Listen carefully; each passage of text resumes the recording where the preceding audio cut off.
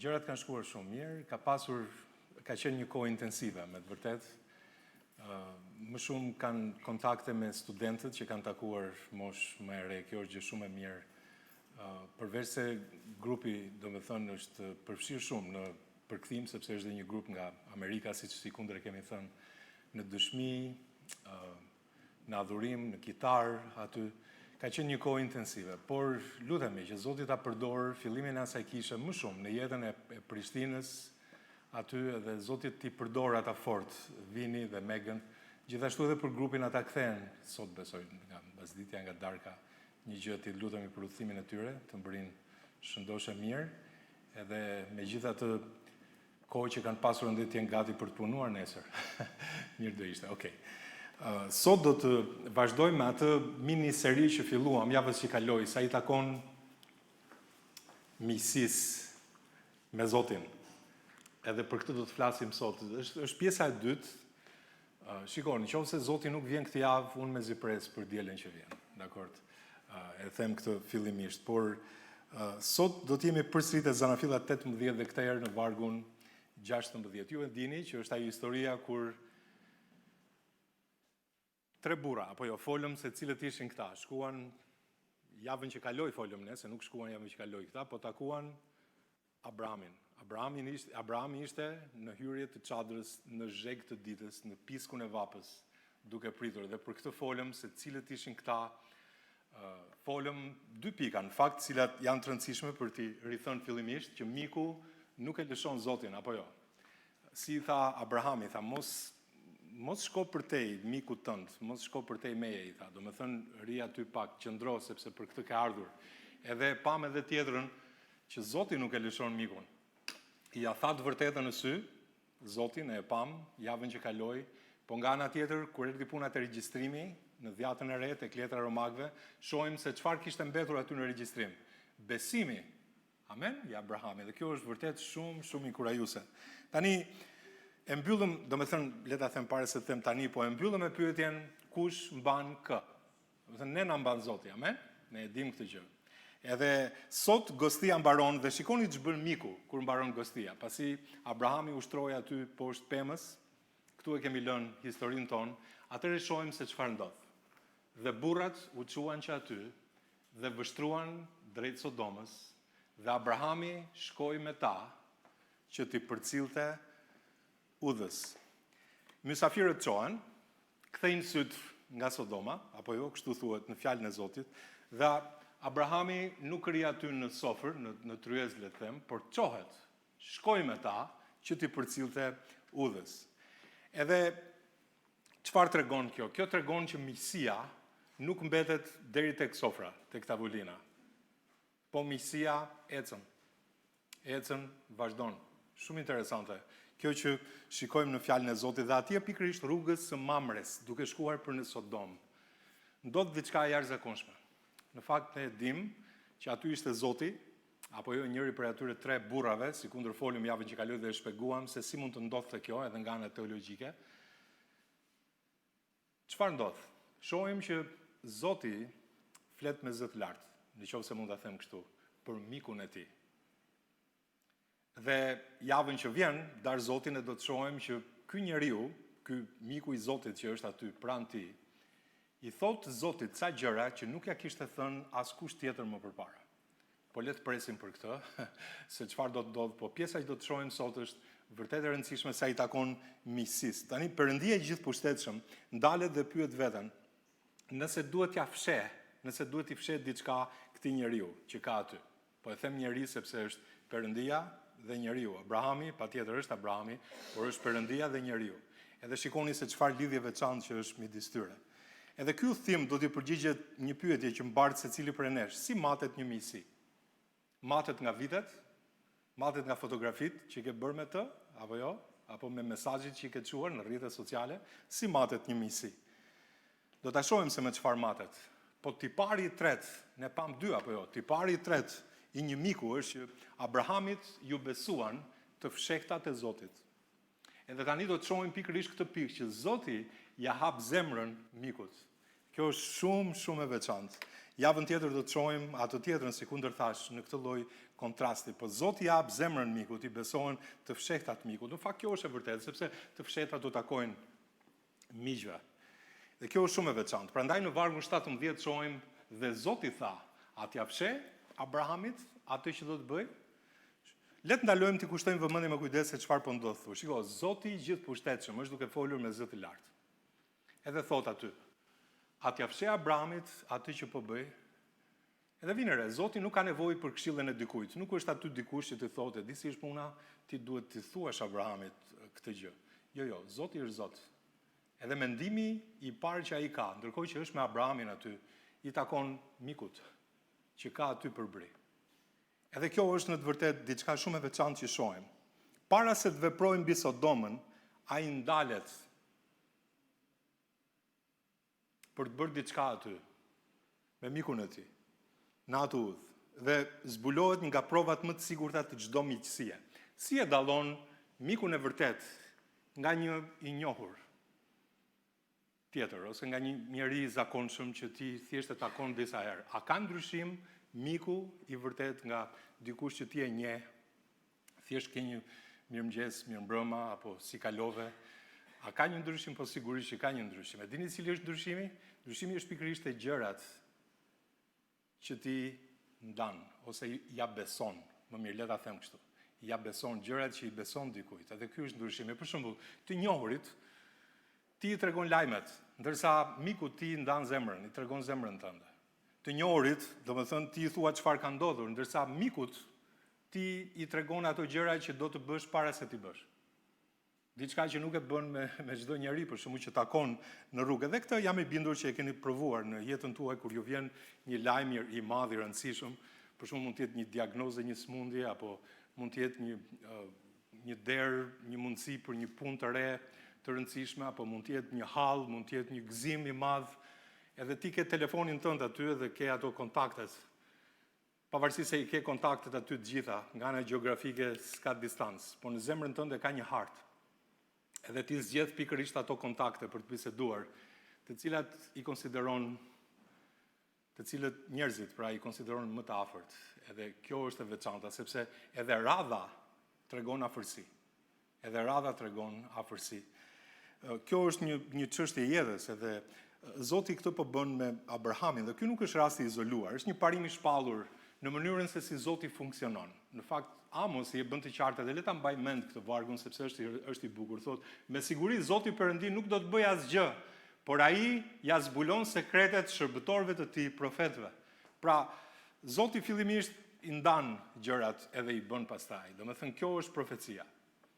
Zoti tregon se çfarë do të ndodh edhe ndodh.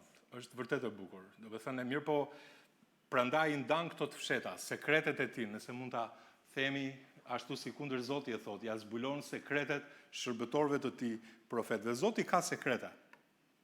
Zoti ka sekrete. Dhe ka njerëz të cilëve ai u zbulon. Ai Zoti ka njerëz pra të cilëve u zbulon këto sekrete. Dhe kështu ka vepruar ai që në fillim, që në kryet herës, si themi. Noeu për shembull, njeriu për të cilin është shkruar ky Noeu, Bibla jep një dëshmi që ai ecte me Perëndin. Noeu ecte me Perëndin. Ja ku e kemi këtu te Zanafilla kapitulli 6 dhe vargu 9. Këto janë gjeneratat e Mojsiut, sepse është fjala gjen këtu, prandaj është e rëndësishme. Ku është fjala gjen, ju thash, në Bibël po studiojmë fjalët që kanë këtë fjalën gjen, është një gjë shumë e bukur. Kjo gjeneratat e Noeut. Noeu ishte njeri i drejtë dhe i përsosur në gjeneratat e tij dhe shikoni dëshminë që jepet. Dhe Noeu ecte me Perëndin. Jo pa qëllim, Zoti i tha Noeut dekada të tëra para se të binte pika e parë e shiut. I tha që ai do ta gjykonte botën për shkak të mëkatit të tyre. Ja tha këtë. Ju kujtohet Danieli, njeriu që ishte në oborin e Babilonisë, i erdhi një mesazh nga ana e Perëndis, por le të kuptojmë tek Danieli 10 jepet dëshmia që ky ëngjëlli që kishte dëgjuar në qiell se çfarë flitej për Danielin. Edhe dëshmia ishte që o Daniel, njeri shumë i dashur për Zotin, është njeri shumë i dashur. Kujtoni çfarë dëshmie që jep.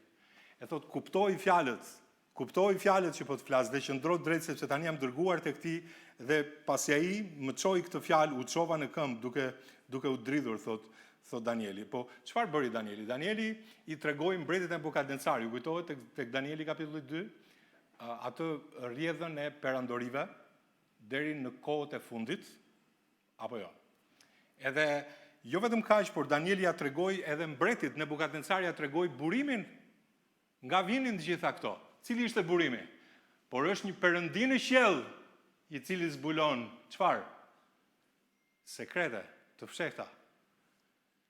Dhe ajo bën të njohur mbretit Nebukadnecar çfarë ka për të ndodhur në ditët e mëvonshme. Ndrajotet dhe vizionet në kokën tënde mbi shtratin tënd janë këto dhe fillon t'i shpjegoj atë rrjedhën e perandorive, sikundër unë e thash. Dikush mund të thotë, po mirë, po ne dimë që Zoti flet me Abrahamin, por atë flet shprehimisht, edhe ne kemi dëshmi në shkrim që ai është miku i Zotit, edhe i drejtohet në mënyrë të drejtë për drejt Abrahamit. Po ç'ne Noeu dhe Danieli për shembull këtu në këtë listë? Si është e mundur? Kanë një veçanti këta njerëz.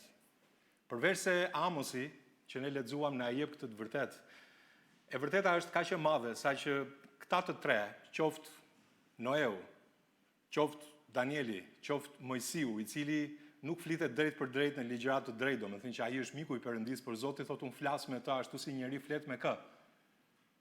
Me mikun e tij, domethënë jep dëshmi Zoti për Mojsiun dhe jep në mënyrë krahasimore. Ndërsa Bibla për Abrahamin jep një dëshmi të drejtë, miku i Perëndisë. Edhe e pam këtë gjë javën që kaloi. Interesante, por të tre këta, qoftë Mojsiu, qoftë Danieli, qoftë Noeu, që ne folëm, të gjithë këta kanë një veçori afërsie me Zotin. Kjo e bën të veçantë. Sepse vërtet ai Zoti të gjithë i quhen shërbëtor, edhe Abrahami është shërbëtor i Zotit. Amen? Por është miku i Zotit gjithashtu. Po ja kemi dhe këta, tek që përshkruhen te Amosi, që e lexuam së bashku, që Zoti nuk bën asgjë thuhet, si është këtu, ja e kishim këtu. Me siguri Zoti Perëndi nuk do të bëjë asgjë, por ja u zbulon sekretet të shërbëtorëve të tij, profetëve. Po interesante sepse në pasazhin ton këta të tre kanë një veçanti dhe tregon një afërsi, është një shenjë afërsie me Zotin. Noeu, Bibla dëshmon që ai ecste me Perëndin. Danieli, cila është dëshmia për Danielin? Je shumë i dashur. Shikoni çfarë dëshmie. Për Mojsiun, çfarë flitet në fjalën e Zotit? Ai komunikon me të Zoti, domethënë siç komunikon një njeri me mikun e tij apo jo. Shikoni këtë shenjë afërsie. Kjo tregon që të fshetat e Zotit udhtojnë gjithmonë rrugës së afërsisë. Kjo do të thotë që sa më pranë zemrës së Zotit, aq më hapur zemra e tij. Interesante, ju kujtohet me dishepujt Jezusi edhe ishte Pietri aty, po ishte edhe Gjoni, i cili kishte vënë kokën ku? Te krahërori i Jezusit, sepse rinin, ishte mënyra se si rinin në lindjen e mesme, kështu në atë kohë që mbështeteshin edhe burrat si gjysmë të shtrirë, edhe ja ishte shumë afër kraharorit të Jezusit, Gjoni. Edhe Pietri tha Gjonit, thuaj pak Jezusit. Do të thotë që ndoshta kush është më afër zemrës tij, po e marr në mënyrë figurative, por edhe fizike, sikundër ndodhi me Gjonin. Zoti ndoshta ka disa gjëra ekstra që i tregon edhe në fakt ashtu ndodhi. Kush e ka shkruar librin e zbulesës? Gjoni. Kush i ka shkruar ato letrat e dashurisë? Gjoni apo jo, se ne e dimë një gjë të tillë. Kjo është shumë e veçantë, është një pikturë e bukur e asaj që sa më pranë zemrës së Zotit, aq më e hapur zemra e tij. Edhe Gjoni kishte një fjalë për t'i thënë, jo vetëm Pietrit, por dhe të tjerëve. Po të shikoni fjalën e Perëndisë dhe kjo të bën shumë përshtypje. Por le të mos mendojmë që ky mbeti privilegj vetëm i patriarkëve, vetëm i profetëve, sikundër lexojmë në fjalën e Zotit, po ja si e përkufizon vetë Zoti Jezus miqsinë me të vetët, apo jo në dhjatën e re. Ta shëtutje nuk ju thras më shërbëtor, janë shërbëtor, amen? Kjo është e sigurt. Të gjithë jemi shërbëtor të Zotit. Madje për apostujt flitet në dhjatën e re që janë shërbëtor gjithashtu, edhe Pali e quan veten shërbëtor të Perëndisë, por vinë re afërsinë, edhe kjo është shumë e rëndësishme. Asë shërbëtori nuk e di ç'bën i Zoti, por ju kam thirrur miq, se të gjitha gjërat që kam dëgjuar nga ati im, vinë re, ju a kam bërë të njohura. Kjo është karakteristika e një miku. Ai hap zemrën, të tregon. Dhe kjo është me të vërtetë e bukur. Është më shumë se sa lajm, është zemra që hapet. Dhe kjo është e veçanta. Mikut i bëhet e njohur, i njëjti kriter, aty pra në dhomën e sipërme. Po miku njihet nga të fshehtat që i besojnë. Nga sekretet që i besojnë. Dhe ne mbajmë në duar librin, ku Zoti i ka shkruar planet e veta. Zoti i ka shkruar këtu planet e veta. Nga zanafillat e zbulesa.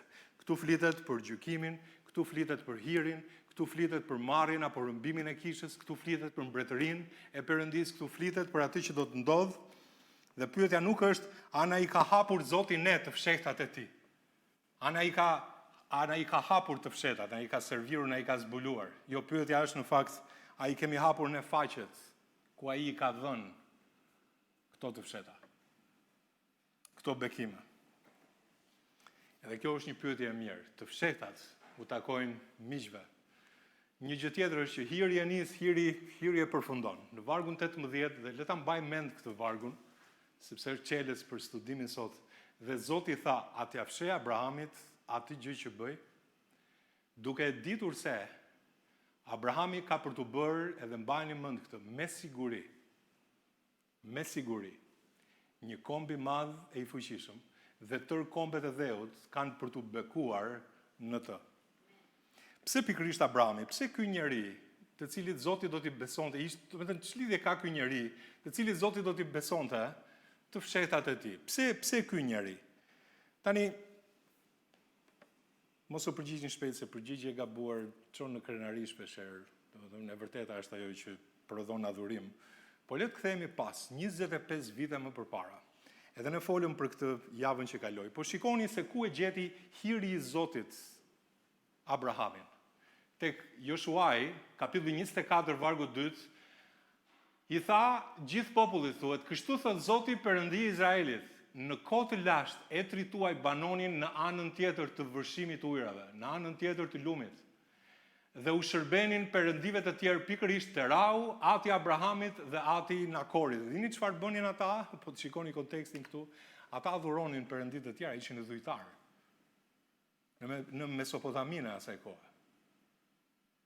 Shumë interesante kjo gjë. Duke u shërbyer perëndive të tjera dhe Abrahami nuk e kërkoi Zotin, Zoti e kërkoi Abrahamin. Kjo është e veçanta e saj që shohim në shkrim dhe njeriu nuk u ngjit te Zoti, në fakt po ta marrim në mënyrë figurative, por Zoti zbriti. Zoti zbriti edhe në rastin konkret ai zbriti në urin e Kaldeasve dhe i tha do të bëj një komb të madh, e thot në ty. Interesante, kanë për të bekuar të gjitha familjet e dheut. Shikoni te Zanafilla 12 janë këto vargjet e njohura ku Zoti i thot Abrahamit, thot unë do të bëj një komb të madh, do të bekoj dhe do ta bëj të madh emrin tënd, dhe ti ke për të qenë një bekim, unë do t'i bekoj ata që të bekojnë dhe do ta mallkoj atë që të mallkon dhe në ty kanë për të bekuar të gjitha familjet e dheut. Po të shikoni këtu janë 7 premtime radhëzi. Lexojeni me vëmendje, janë 7 premtime radhëzi. 7 gur themeli. Do të bëj këtë, do të bekoj, do të bëj të madh, ke për të qenë një bekime me radhë, shikojeni me radhë 7 premtime të Zotit njëri pas tjetrit dhe asnjë kusht i vetëm. Asnjë kusht i vetëm. Nuk gjeni atë fjalën nëse në këto vargje. Kontratat që lidhim ne zakonisht kanë një faqe me të drejta ose premtime, po e quaj kështu unë, edhe kanë 3 faqe me kushte. Përgjithsisht. Kështu i lidhim kontratat ne. Nëse prishet kjo do kthehet 10 fishin, nëse bën këtë do e kudi gjëra të tilla, kontratat që lidhim që kontrata pune apo kontrata biznesi apo çfarë do që të jetë, kjo është shumë interesante, janë në raportin 1-3. Ndërsa kontrata e hirit, shohim këtu ka 7 premtime. Hiri nuk negocion, hiri shpall. Me të vërtetë kjo është diçka shumë e bukur. Po vini re vargun ton. Abrahami ka për të bërë me siguri. Unë ju thash mbajeni mend këtë.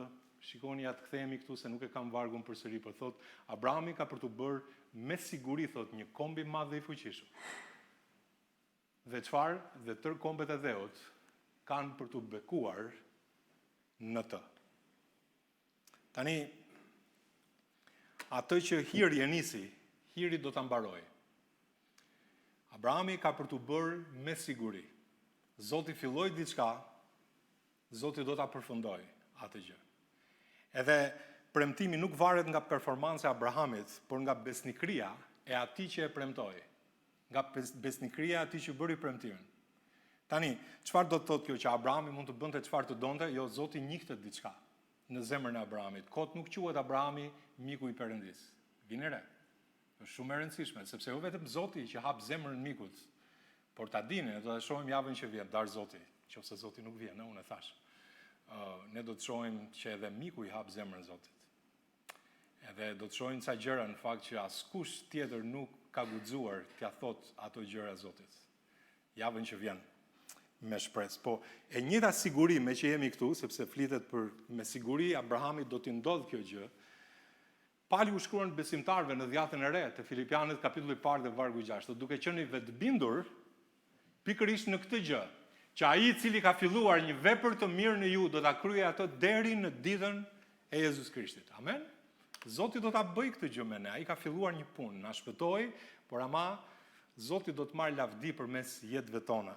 Dhe ka diçka në këtë varg që duhet ta shohim me sytë tanë sa na përket neve personalisht. Tërë kombet e dheut kanë për të bekuar në të, thuhet në fjalën e Zotit.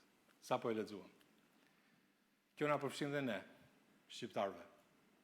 Lavdi Zotit për kishat në Shqipëri. Sepse ne jemi populli i Perëndis sot. Ne që rim ulur këtu 4000 vjet larg asaj udhe, po them që po shkoj drejt Sodomës. Ne jemi përmbushje e gjallë e këtij vargu, sepse bekimi i premtuar erdhi nëpërmjet farës së Abrahamit, nëpërmjet Zotit Jezu Krisht dhe ungjilli i tij mbriti deri në brigjet tona. Ne duhet jemi shumë mirënjohës Zotit. Prandaj fjala e thotë shkoqur, nëse nuk jeni dakord me këtë që sapo thash, shikoni. Dhe nëse jeni të Krishtit, vini re, atëherë ju jeni fara e Abrahamit, pasardhja në këtë ide. Do të thënë jeni linja e Abrahamit dhe trashëgimtar sipas premtimit. Se dikush mund të thotë, po ç'lidhje kemi ne me Abrahamin? Ja pra, kjo është ajo që po shohim. Kur Zoti ul të fliste me mikun e vet në atë udhtim, ne ishim në atë bisedë gjithashtu. A nuk jeni mirënjohës Zotit? Sepse ata që janë të Krishtit janë nga jo pasardhje, nga fara e Abrahamit. Edhe hiri që e nisi punën në Urin e Kaldeasve nuk u ndal derisa trokiti edhe në derën tonë, derisa trokiti edhe në derën time. Zoti më shpëtoi. Zoti shpëtoi secilin për jush, edhe është diçka vërtet e mrekullueshme. Dhe as aty nuk ndalet Zoti derisa të përfundojë deri në ditën e Jezus Krishtit. Thuhet në fjalën e Zotit. Le ta lexojmë librin me saktësi. Në fakt Zoti sot nuk po punon përmes Izraelit në botë. Ne e dim këtë gjë. Por si bekohen kombet sot? Duke marrë në konsiderat këtë pjesën e fundit, në ty kam për të bekuar gjithë familjet e dheut. Si bekohen familjet e dheut sot, kombet e botës? Si është mënyra që Zoti ka vendosur t'i bekoj? Nëpërmjet kujt? Nëpërmjet nesh, nëpërmjet ungjillit. Ne predikojmë fjalën e Zotit, u themi të vërtetën kombeve, njerëzve. Shkojmë te Mateu 28, shkonin gjithë kombet thotë. Edhe predikoni ungjillin. Edhe kjo është ajo që është e rëndësishme. Prandaj Zoti ka kishat e tij anë mban botës, të cilat dëshmojnë edhe predikojnë ungjillin. Kështu që misionet nuk janë një sektor i kishës, po janë rruga në për cilin vargu 18 përmbushet, që pam ne në vargun 18 e kemi këtu? Ja. Kombet e dheut kanë për të bekuar në të. Shumë e bukur është. Ai do ta përfundoj veprën që nisi. Edhe sikur ti duhet të na marrë aty lart në qiell ta përfundoj atje. Po është e sigurt që ai do ta bëjë. Dakor. Ka folur Zoti. Mirë, Zoti ka folur.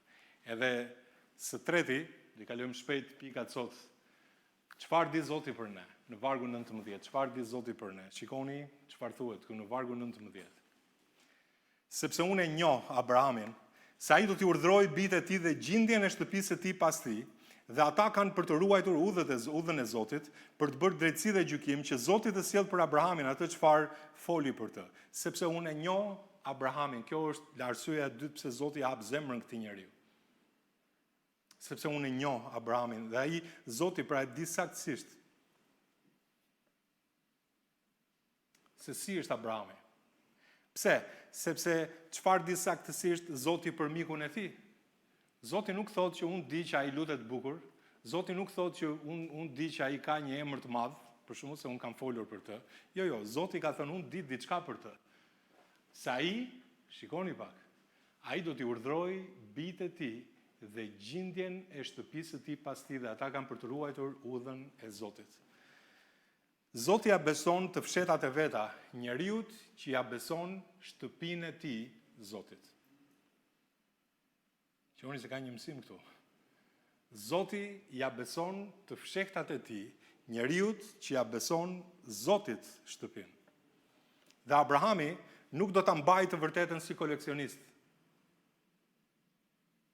por do ta përcjell tek bijtë, tek shërbëtorët, brez pas brezi.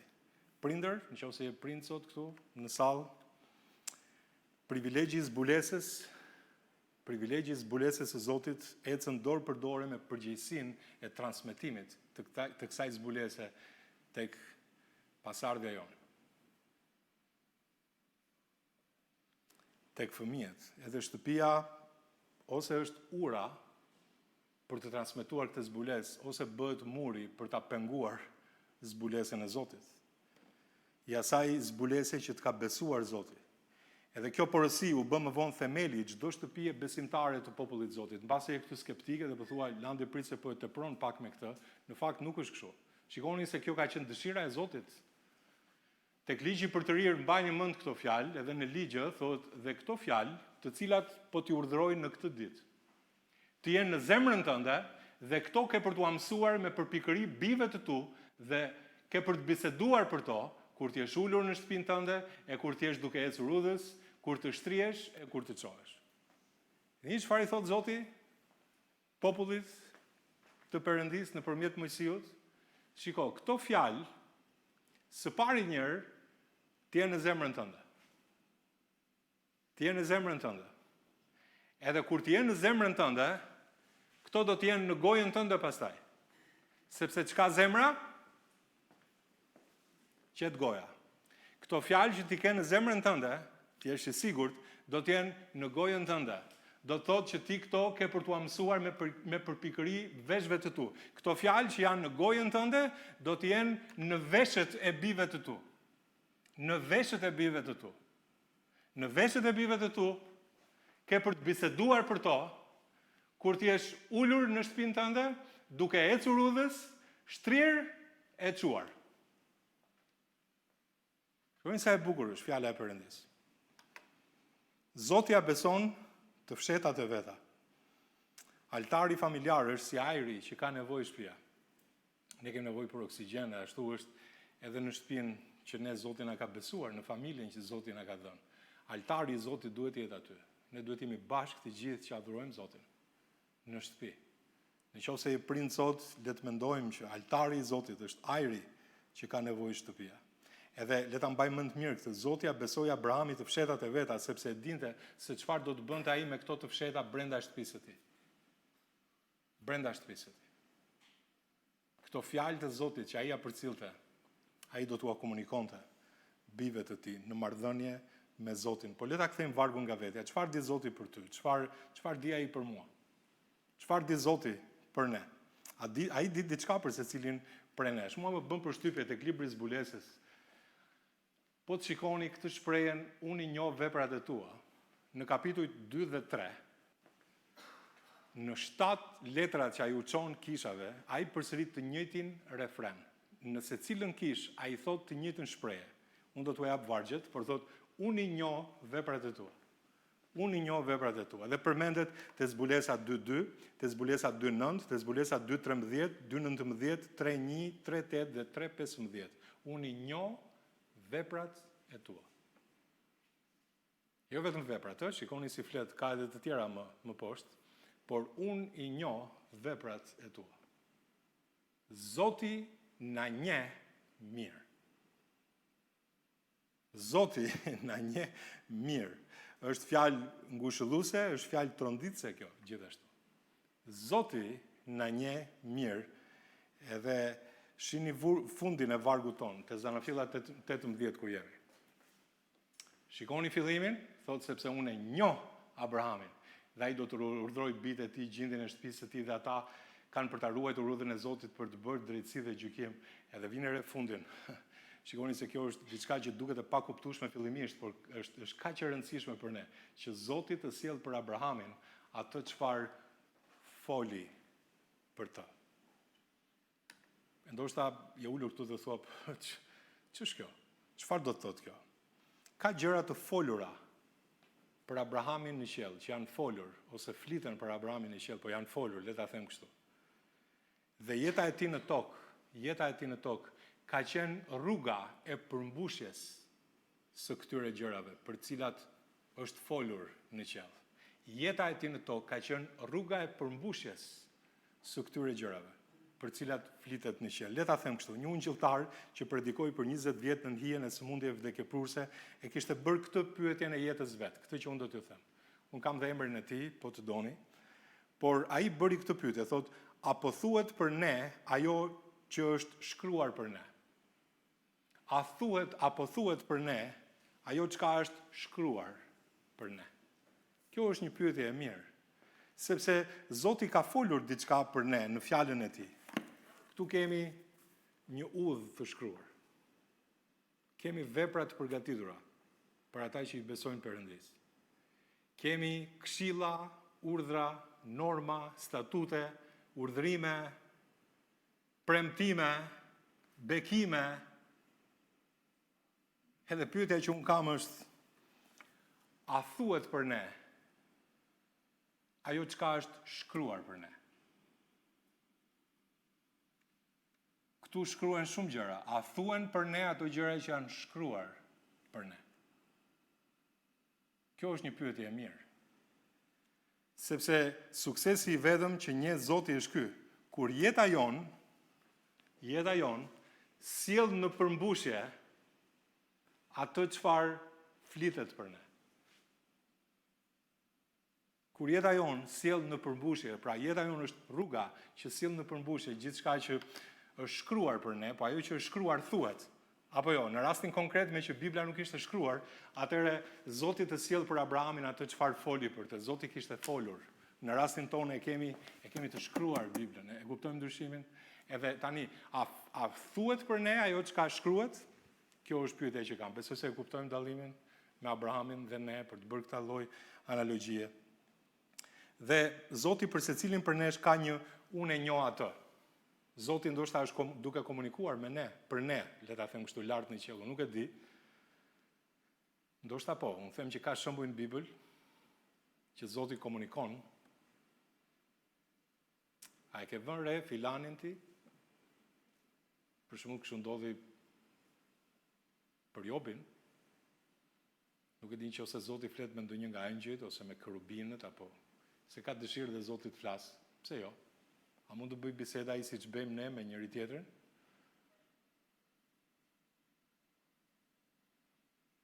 Po për dikën ndoshta mund të tingëlloj. Unë e njoh, thot Zoti, sepse sa herë që ai ose sa herë që i afrohet prova ose ai afrohet provës, le ta them kështu. Atëherë ai tërhiqet.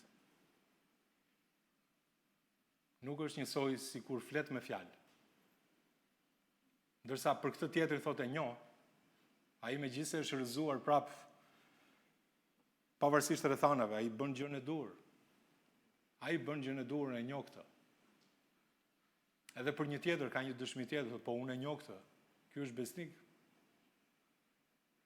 Lutet sa herë ka një provë, unë e njoh këtë person. Ai afrohet tek froni im edhe lutet. Çfarë thuhet për ne? Dhe pyetja vetme është në dorën tonë.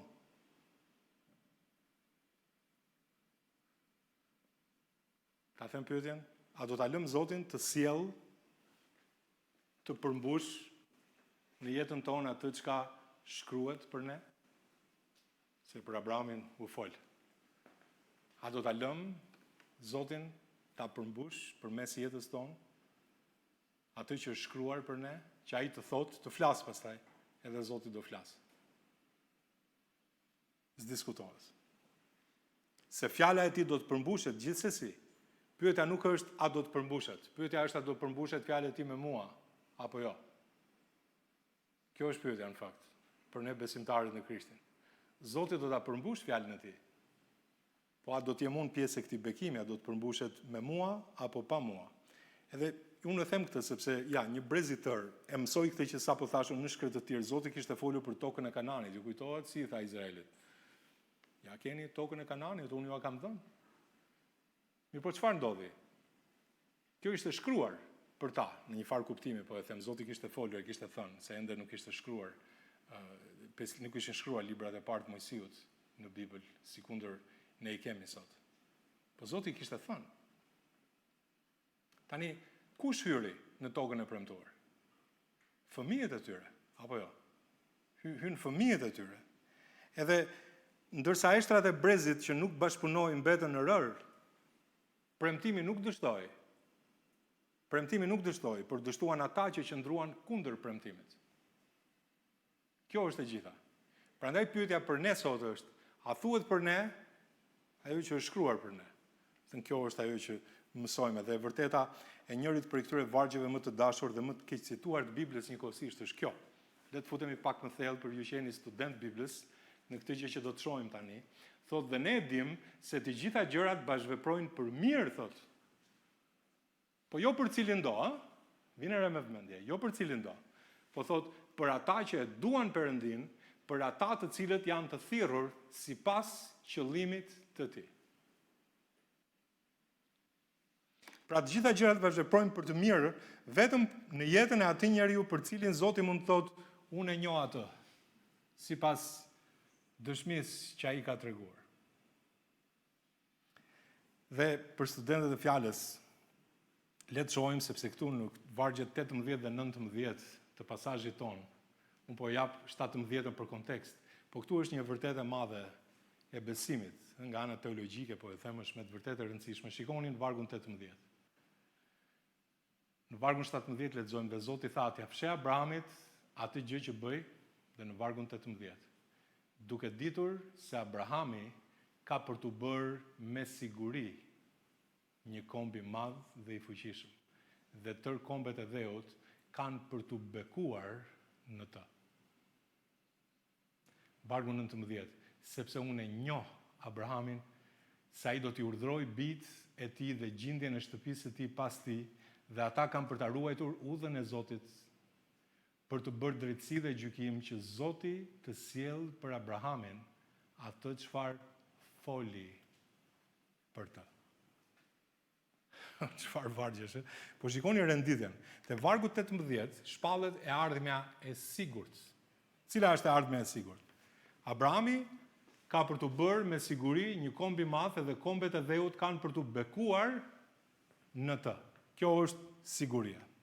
Dhe kjo është gjua e paracaktimit, do ta thosha unë, apo fjala që është përdorur në Bibël tani, që është fjalë vërtet e goditur e para përcaktimit.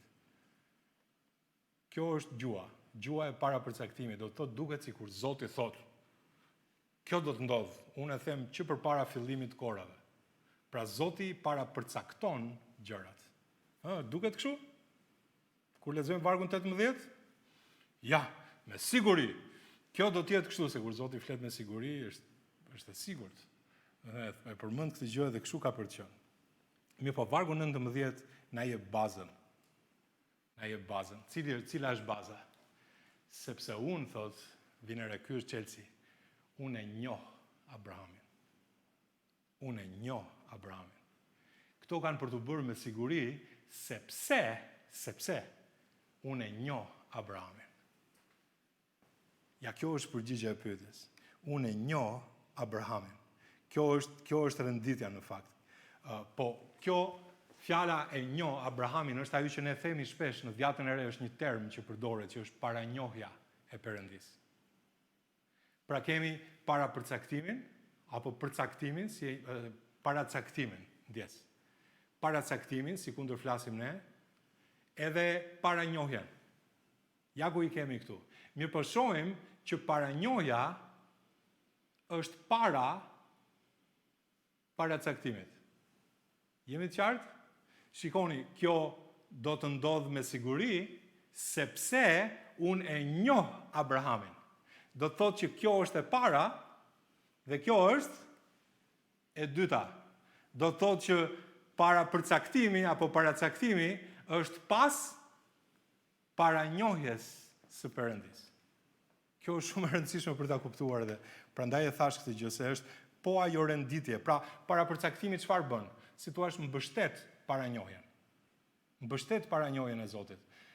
Prit sepse ja vargu këtu që ne do ta lexojmë së bashku i jep konkluzionin kësaj gjëje, sepse kemi dëshmitar tjetër, nuk kemi vetëm atë vargun aty, kemi edhe dëshmitar tjetër. Tek Romakët kapitulli 8 dhe vargu 29 thuhet, ata të cilët i paranjohu, ata edhe i parapërcaktoi.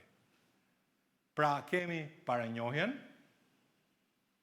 dhe së dyti i parapërcaktoi. Do të thotë është paracaktimi, kjo është ideja. Që të konformohen në shëmbullimin e birit tij që ai tjetri paralindur ndër shumë vëllezër etj dhe vazhdon edhe më poshtë. Pra i paranjohu vjen përpara i parapërcaktoi. Dhe Zoti e njeh mirë materialin e tij. Është kështu. Ne jemi materiali i Zotit, do të thënë me cilin ai punon dhe e di ç'do të bëjë njeriu. Zoti na njeh ne, ai e di fundin nga fillimi. Po për shkak sepse ai na njeh, ai me siguri mund të shpreh atë që do të bëjë përmes nesh. Jemi të qartë? Pikërisht për shkak sepse ai na njeh. Ai do të bëjë atë gjë, planin e tij me jetën tonë. E kjo është bukuria e kësaj. Në dritën e asaj njohje i shpall me siguri atë që do të bëjë vetë. Vullneti i njeriu nuk preket askund, vullneti i lirë. Nuk cënohet askund, vullneti i lirë i njeriu. Jemi të qartë? Shumë e rëndësishme, prandaj i dhash ato shembuj që i dhash. Prandaj Zoti e quan Abrahamin mik të tij, pse? Sepse njeh zemrën e tij. E di se si është zemra e tij, po Zoti ka një favor që ne nuk e kemi. Ai ka paranjohjen. Ai njeh njerëzit, ai e di se çfarë do të ndodhë.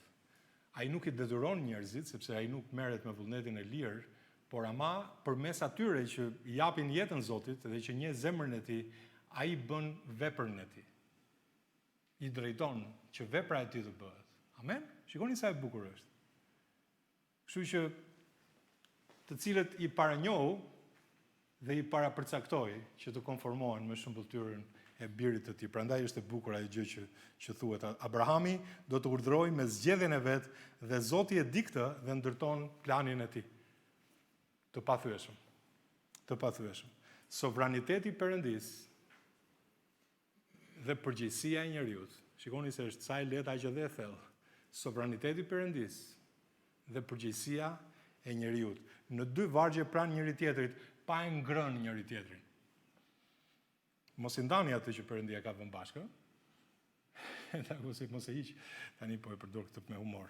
Dhe sfundit, Zoti zbret, gjykon dhe bekon. Shikoni se çfarë ndodh, do ta mbyllim me këtë. Në vargun 20 thotë dhe Zoti tha, meqense britma e Sodomës dhe Gomorës është e madhe dhe meqense mëkati i tyre është shumë i rënd, në vargun 21 thuhet, tani do të zbres poshtë. Do të zbres poshtë. Kjo edhe kjo është duhet të jetë me shkronja të ndriçuara, do të zbres poshtë për të parë nëse ata kanë vepruar pa përjashtim sipas britmës që ka ardhur deri tek unë, dhe nëse jo, unë do ta njoh. Do ta di, do ta njoh. Kjo është shumë interesante. Ja e fsheta që Zoti po i beson mikut të tij Abraham. Tani para se të mendojmë që po mirë Zoti nuk i di këto gjëra, patjetër që i di, po ka një mësim këtu. Ka një mësim, ai e njeh të keqen. Ai ka dëgjuar britmën, ai e di se si do të reagojnë ata. Zoti ka paranjohjen, por vini re me vëmendje, është shumë e rëndësishme kjo që do të themi tani. Gjykimi po vjen mbi Sodomën. Britma e mëkatit saj është ngritur deri në qiell. Dhe vini re foljen që Zoti përdor këtu, do të zbres poshtë. Do të zbres poshtë. Britma është ngjitur lart. Zoti do të zbres poshtë. Shikoni kontrastin. Britma ngjitet lart, Zoti zbret poshtë. Ky është kontrasti dhe është me të vërtet i rëndësishëm. Zoti nuk gjykon me thashë theme. As me raporte të dorës së dytë. Ai zbret vet, sheh vet, njeh vet dhe vetëm pastaj vepron. Shikoni sa e bukur është. Kur ta shihni tymin e Sodomës të ngjitet nesër në mëngjes, thot Zoti ta dini, asnjë qytet nuk ngjitet nga qielli, nuk digjet nga qielli pa e vizituar më parë gjykatësi pëllëm më pëllëm. Ky është parimi që ne marrim nga libri i fjalëve të urta. Ai një zbatim këtu, edhe nuk do të zgjatem me këtë. Kush i përgjigjet një çështjeje para se ta dëgjoj, kjo është marrëzi dhe turp për të. Zakonisht ne dëgjojmë ndonjë fjalë për dikë nga dikush që nuk është mirë ta dëgjojmë, po i themi atij dëgjoj, shko zgjidhe problemin. Nëse ka një hall, shko zgjidhe fol me atë, nëse e do, mos mua anko mua. Në rast se dëgjojmë një histori nga dikush, edhe e dëgjojmë vetëm nga një person, themi, ti ke të drejtë, sa mirë ke ti, edhe dalim konkluzion sikur ky ka të drejtë. Jo, kujdes. Shiko dhe tjetrën, anën tjetër. Shiko dhe anën tjetër, se ndoshta situata është ndryshe. Futi datat, përpunoj datat, prandaj truri ynë është i tillë si kompjuter. Pastaj dilin konkluzione. Le ta lexoj edhe një herë vargun. Thotë kush i përgjigjet një çështje para se ta dëgjojë, kjo është marrëzi dhe turp për të. Pra dëgjoj dy anë të monedhës, përndryshe je i marr. Thotë Bibla, çfarë po bën? Jen vetë? Mos u indoktrino nga vetëm nga dikush. Duhet të dëgjosh dhe anën tjetër. Pra miku i Zotit e trashëgon këtë tipar të mikut të vet. Më parë zbret, dëgjon, sheh dhe pastaj flet. Dhe këtu është një ngushëllim i fshehur në këtë ngadalësi hyjnore, sepse ne themi për shembull edhe sot që ka njerëz që tallen, pasi kanë dëgjuar nga kishat gjatë viteve, dekadave, Zoti do të vi, Zoti do të vi. Po ku është Zoti pra? Pse s'ka ardhur? Pse s'ka ardhur? Pse po vononte Zoti gjykimin e Sodomës? Pse nuk e bëri më njëherë? Ata kishin kohë që ishin të çoroditur. Pse nuk u gjykoi Zoti më njëherë Sodomën? Le të shohim përgjigjen tek libri i dytë i Pjetrit, letra e dytë e Pjetrit. Me qëra fjala, në kontekst, në kapitullin 2 flitet për Sodomën dhe për Lotin. Edhe ta dini që kur Pjetri kthen këtë përgjigje për ditën e ardhjes Perëndis, kur Zoti do të kryejë dënimin, gjykimin mbi njerëzit, mbi botën, ai ka parasysh edhe flet këtë gjë duke ju referuar shembullit të Sodomës dhe të Lotit. Sepse dhe ata njerëz aty mund të thoshin Abrahami dhe të tjerët, po Zot, po pse nuk gjykove më përpara ti? Pse nuk e gjykove Sodomën? Apo Loti që ishte aty shpirti i cilit helmohej çdo ditë ndër ato gjëra që shikonte në Sodom. Edhe këtu flitet Zoti s'është neglizhent për sa i përket premtimit të tij, sikurse ca njerëz e konsiderojnë neglizhent. Po Zoti është neglizhent, ai e vonon këtë, është vonë Zoti. Jo, në fakt Zoti nuk është vonë, ai ka durim që zgjat. Ai ka një durim që zgjat durimi i tij.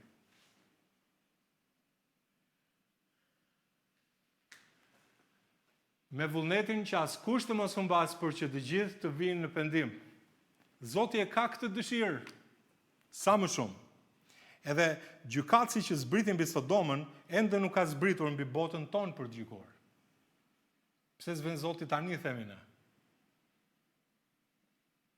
Jo se ka harruar, po se është Zoti është i durueshëm, durimi i tij zgjat. Durimi i tij zgjat, është durim gjatë, dhe çdo mëngjes që gdhin pa gjykim, është një ftesë tjetër për pendim. Mos e ngatro, të lutem, durimin e gjykatësit me mungesën e tij në kohë. Sepse Zoti e di mirë se ç'bën. Zoti e di mirë se ç'bën, kështu që drejtësia e Zotit nuk nxiton, prandaj ajo është e patundur. Erdhi koha, ama koha do të vi. Koha do të vi, në vargu 21 thuhet, tani do të zbres poshtë për të parë nëse ata kanë vepruar pa përjashtim, sipas britmës që ka ardhur deri tek unë, dhe nëse jo, unë do ta njoh. Tani le të ndalemi këtu se ky varg është shumë interesant, edhe të bën të çuditesh pak, se thotë tani do ta njoh Zoti, Zoti nuk i di ka gjërat. Po pra, sigurisht që i di, asgjë nuk i fshihet syrit të tij, atëherë ç'kuptim ka do të zbres për ta njohur? Aq më tepër për të parë nëse ata kanë vepruar pa përjashtim sipas britmës që ka ardhur tek unë, çfarë do të thotë kjo? Dhe nëse jo do ta njoh. Kuptimi është ky, ka dallim mes të dish diçka nga lart dhe ta njohësh atë nga afër, mes diturisë dhe përvojës. Kjo është shumë e rëndësishme. A mund të flitet kjo gjë për Zotin? Sigurisht, për shembull tek Zanafilla kapitulli 11 dhe vargu 5, të njëjtin gjuhë përdori Zoti aty, thuhet dhe Zoti zbriti për të parë qytetin dhe kullën që po ndërtonin bijtë e njerëzve. Për kë bëhet fjalë te Zanafilla 11? Kulla e Babelit. Shumë interesante. Perëndia zgjedh mos mbetet I largët as ndaj mëkatit që gjykon. Ai zbret dhe hyn në mes të gjërave. Pritani se u bëm çorap, si ta kuptojmë këtë. Këtu zbulohet Jezu Krishti. Me qëra fjala ina jo përgjigjet në lidhje me këto dilema të dhjatës vjetër. Prandaj është e bukur fjala e Zotit sepse I bën lidhjen nëpërmjet Krishtit gjithçka. Unë jam shumë mirë njohur Zotit për faktin që ne kemi dhjatë në re dhe që erdhi Jezusi dhe na e bëri të mundur që ne t'i kuptonim edhe ato gjëra që më përpara nuk I dinim. Po nëse kjo na duket e çuditshme, kujtojmë mishërimin. Kjo zbritje tek Sodoma është një hije, një lloj shëmbulltyre e asaj zbritje të madhe që do të ndodhte më vonë. Pyetja që unë kam, edhe këtë nuk dua ta keq kuptojmë, a e dinte Zoti se ç'është vuajtja, uria, tundimi, vdekja? Po, nga lart po, I dinte të gjitha. Nuk diskutohet. Por të dish ç'është vuajtja dhe të zbresësh dhe të vuash, janë dy gjëra të ndryshme.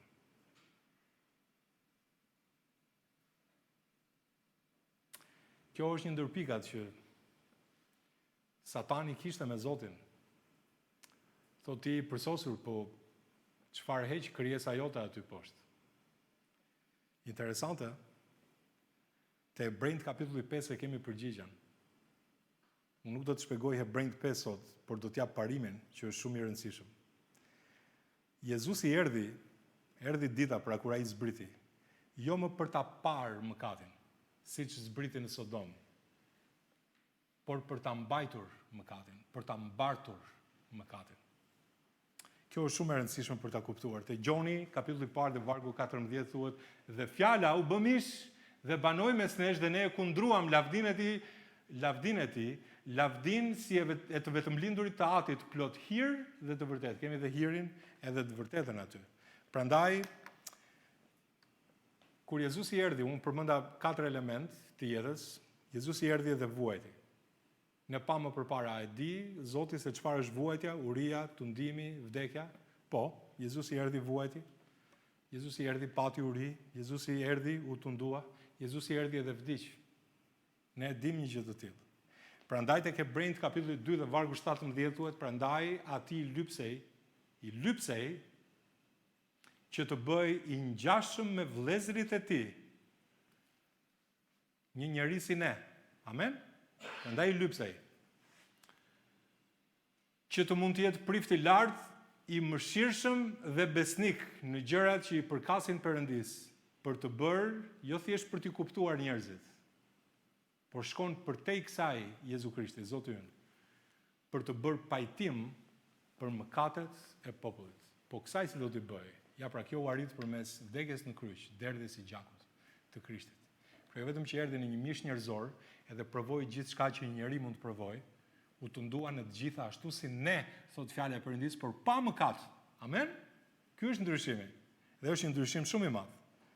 Nëse në Sodoma I zbriti për të vërtetuar mëkatin, në Betlehem zbriti për ta bartur atë.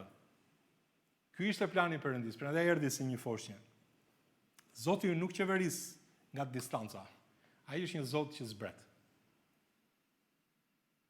Është një Zot që zbret. Dhe kjo me të vërtetë është e fsheta më e madhe që u ka bërë të ditur ndonjëherë miqve të vet. Jam shumë mirënjohës për faktin që Zoti I jep këtë shembull në fjalën e tij dhe thotë dhe për Abrahamin. Ai është miku I Perëndis. Dhe pyetja për ne është, a jemi ne miq të Zotit? Unë do të citoj thjesht një varg, do t'ju lexoj këtu, nuk e kam, por te letra e parë Timoteu 3:16 thuhet. Me këtë do ta mbyll. Është vargu I fundit, por ju lutem, është një varg vërtet I njohur nga ne, por me shumë kuptim. Dhe pa kundërshtim, thot Pali, misteri I perëndishmërisë është madhështor. E para, Perëndia u manifestua në mish, thuhet. Ai erdhi, ku erdhi? Në Betlehem apo jo? Lindi. Thuhet, u drejtësua në frym. Dini çfarë do thotë ky? Varri është bosh. Varri është bosh. 3. U pa nga engjëj. Dini çfarë do të thotë kjo? Janë dëshmitar qiellor që e pan Krishtin. Ju predikua jo hebrejve. Dini çfarë do të thotë kjo? Dera u hap. për kombet. Tjetër, u besua në botë. Kisha. Me jemi dëshmia. Kisha e ti. U mor lartë në lavdi. Ai është atje tani. Edhe një ditë do të vi prapë. Thot fjala e Zotit. Le të ulim kokën gjithë.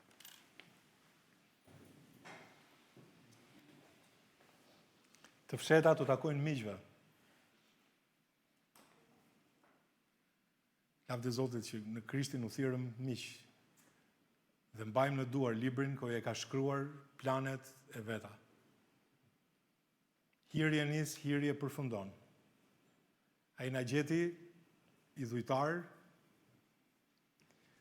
dhe falemderit atij që Ungjilli i Krishtit erdhi në derën e zemrës sonë dhe ne hapëm derën e zemrës. Për shkak sepse e kuptuam që pa të nuk bëhet asgjë. Zoti thot, unë ju njoh. Ashtu është.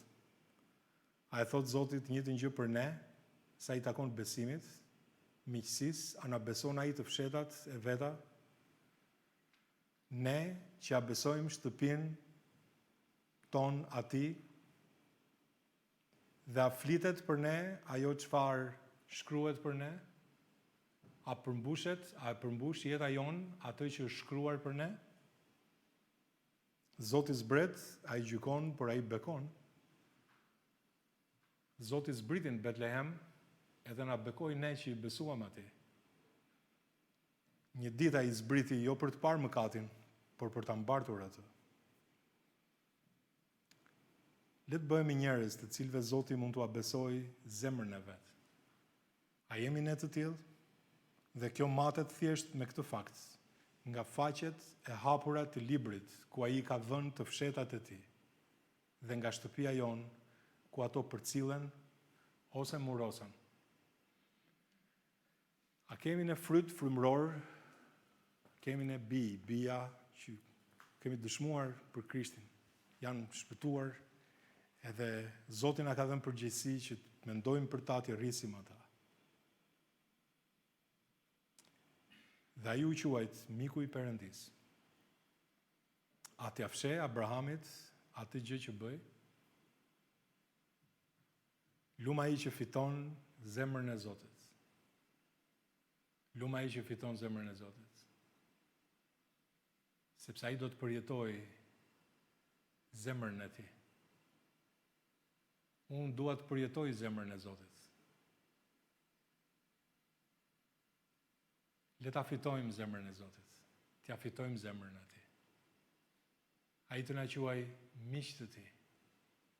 Do të thotë që një mik rjafër, kalon kohë, e do, ndan zemrën e tij. Miku nuk e lë Zotin. Zoti nuk e lëshon mikun. Zoti ndan zemrën e tij me mikun e tij. Po dhe miku i Zotit duhet të ndaj zemrën me mikun e tij që është Zoti. Në qoftë se Zoti ka folur sot dhe thua që unë dua që të fitoj zemrën e Zotit, të jem miku i tij. Ke faqet e hapura të librit që të ka dhënë, aty i ka të fshetat. A je interesuar ti dish? Thuaj Zotit, Zot, unë dua të di zemrën tënde, dua të të njoh ty edhe më shumë. Dua të të njoh edhe më shumë. Pali tha, unë të gjitha i konsideroj ple në krahasim me të njohurit e Krishtit. Dua ta njoh edhe më shumë Krishtin në vuajtjen e tij, në ringjalljen e tij. Unë dua ta njoh edhe më shumë, tha Pali. E njoh, po dua ta njoh edhe më shumë. A jemi ne miq të Zotit? A nuk konsideron ai miq të tij? Si është shtëpia jon? A ja besojmë Zotit shtëpinë tonë? Dhe ai u quajt miku i Perëndis. Në qoftë se Zoti ka folur, le të flasim pak me të, vetëm për vetëm.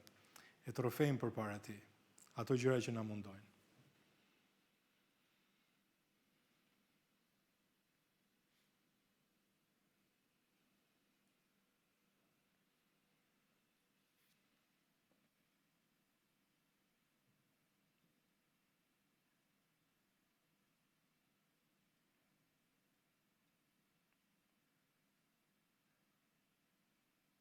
O atë faleminderit. Faleminderit për fjalën, Zot, sa nevojë që kemi. Faleminderit që janë gjëra të thjeshta po dhe të thella, o Zot. Faleminderit që fjala jote është e vërteta. Zot, ndriço zemrat tona sipas saj. Faleminderit që na ke quajtur miq, Zot, edhe ja, na i ke hapur në fletët e këtij libri. Dhe pyetja është, a i hapim ne fletët e këtij libri, Zot, për të ditur ato gjëra. Dhe njëkohësisht ato gjëra që ti na mëson, a fliten për ne. A flitet për ne, Zot, ashtu siç është shkruar për ne. Faleminderit, Zot, për të vërtetën tënde që është kaq e madhe. Zot, punon në zemrat tona. Le të jemi në dritë për këtë botë.